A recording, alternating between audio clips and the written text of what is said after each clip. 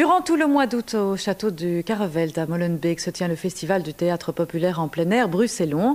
À l'affiche 3 spectacles variés, un classique extrêmement bien revisité, Roméo et Juliette, une comédie hilarante, Silence en coulisses, et puis tous les lundis, un spectacle de magie, To Dream or Not to Dream.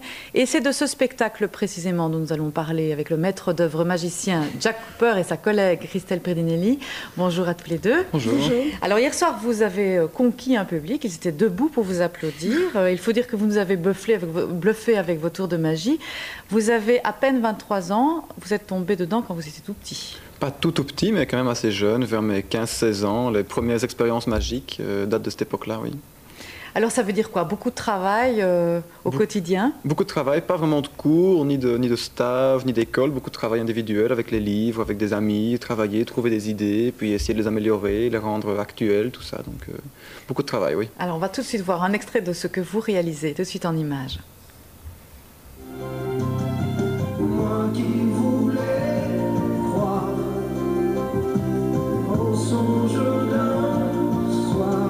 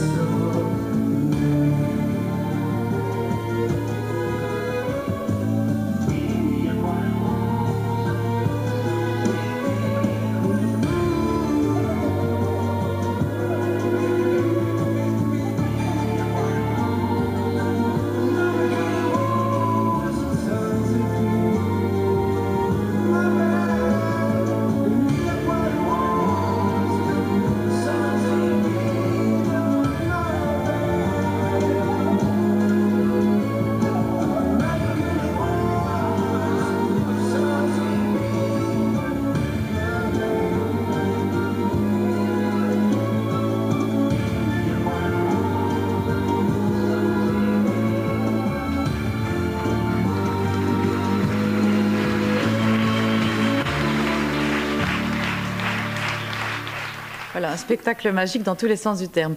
Alors, vous n'allez sûrement pas nous dire les trucs que vous utilisez, mais j'imagine que vous avez conscience que le public repart un peu frustré quand même tous les soirs de ne pas savoir comment ça s'est produit.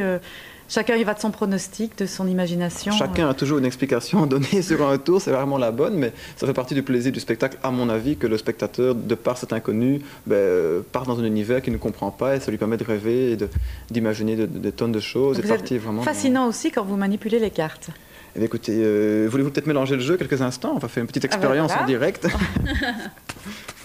Moi, je ne suis pas la spécialiste des cartes, voilà. Écoutez, merci beaucoup. Et peut-être prendre une de ces 52 cartes? D'accord. Je vous laisse la montrer à la caméra, voilà, je me retourne parce que... Vous ne regardez pas donc. Je ferme les yeux. Voilà. Ok, on va la remettre dans le jeu quelque part. Et il y a plusieurs manières de mélanger les cartes. Par exemple, il y a le mélange américain, très pratique quand il se fait sans la table, comme ceci. C'est le mélange américain. Hop. Il y a le mélange français, c'est la même chose mais sur la table, comme dans les casinos. Comme ceci. Hop. Mélange français. Il y a le mélange hindou qui se fait comme ceci, face en l'air. Il y a le mélange espagnol. Bon, ça ne sert à rien du tout, mais c'est espagnol, c'est comme ceci. Hop. Allez. Et puis aussi le mélange belge, par exemple. Le mélange belge, très très pratique, surtout, attention, on se concentre. C'est le mélange belge. Oui, très très simple. Et le roi des mélanges, le mélange par excellence, c'est le mélange chinois. Car on met des cartes face en l'air et d'autres face en bas, comme ceci. Hop, hop, hop, hop, hop. Évidemment, après, il faut tout remettre en place, c'est un petit peu embêtant. Pas très pratique. Non, pas très pratique du tout, même, voilà. Et les Chinois, dès qu'ils ont fait ça, eh bien, ils mettent le jeu sur la table, là. Et là, malgré l'ensemble des mélanges, il suffit de claquer des doigts pour que toutes les cartes reprennent leur place d'origine. Toutes sauf une. Une et une seule carte qui, justement, n'a pas repris sa place d'origine. Est-ce que, par hasard, vous auriez choisi le valet de pique? Eh oui. Voilà. Et je précise qu'on ne s'est pas consulté. Ah ben non. Voilà une frustration de plus. Alors, précisons que ce spectacle est complet. Ce n'est pas uniquement de la magie. Vous avez quand même 2 comparses sur scène, des comédiens, et notamment vous, Christelle. Et on vous connaît dans un autre registre, puisque vous interprétez Juliette dans Roméo et Juliette.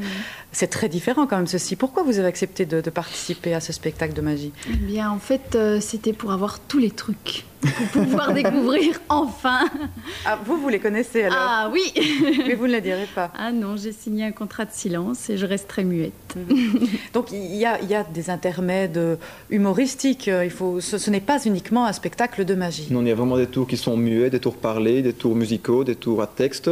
Et c'est clair que de travailler avec 2 comédiens apporte une dimension supplémentaire au spectacle parce qu'on mêle l'ambition magique avec l'ambition du comédien et ça permet d'envoyer les gens dans plein d'univers différents que seul je ne pourrais pas faire et que seuls eux ne pourraient pas faire non plus. Donc c'est vraiment une combinaison de plein de choses. Il y a de la magie, il y a de l'humour, il y a des extraits musicaux, il y a du texte comique fait par eux, il y a un jeu de comédiens et ça permet vraiment de faire un spectacle plus complet qui est un petit peu comme du musical parce qu'on a plein d'univers, plein de tours, plein de choses différentes et je cataloguerais ça vraiment comme étant du musical.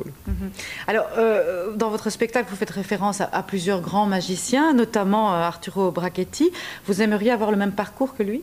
Disons qu'il a un parcours assez incroyable et c'est clair que si à 40 ans je fais un an et demi au Casino de Paris, je serais content. Mais ce qui est impressionnant chez lui, c'est qu'il a fait plein de choses, il a tout le temps été occupé, il a fait plein de sortes de spectacles et de pouvoir vivre pendant 40 ans de sa passion me semble être vraiment quelque chose qui pourrait être chouette, quoi. Voilà, un beau spectacle à découvrir. Donc, rappelons peut-être que c'est Antoine Guillaume qui participe à ce spectacle. Qui a fait toutes les chorégraphies, qui a plein d'imagination, qui fait le spectacle avec Christelle. Donc, et c'est très intéressant de travailler avec 2 comédiens, vraiment. Voilà, merci beaucoup à tous les 2 d'être venus dans ce journal. Et puis je rappelle que To Dream or Not to Dream se joue tous les lundis du mois d'août au château Carrevelt à Molenbeek, plus d'autres dates supplémentaires le week-end. Et je m'en voudrais de ne pas vous signaler à nouveau les 2 autres spectacles qui tournent les autres jours, Roméo et Juliette ainsi que Silence en coulisses.